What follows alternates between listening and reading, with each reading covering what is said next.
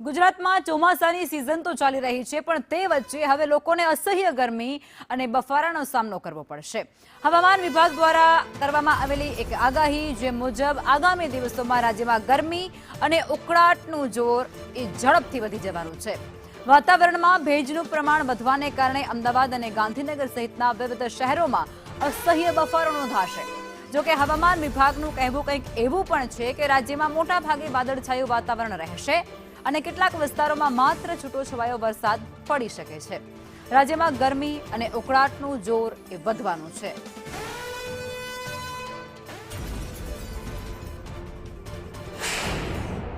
आज का जो फोरकास्ट है 13 से लेकर 19 जुलाई तक, इसमें अलग अलग स्थानों में हल्का से मध्यम बरसात का संभावना रहेगा.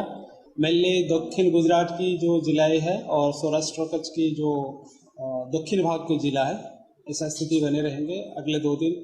और उसके आगे थोड़ा सा उत्तर भाग के कुछ जिलाएं, दक्षिण सौराष्ट्र की भी उत्तर भाग के कुछ जिलाएं आगे हल्का से मध्यम बरसात होने का संभावना रहेगा.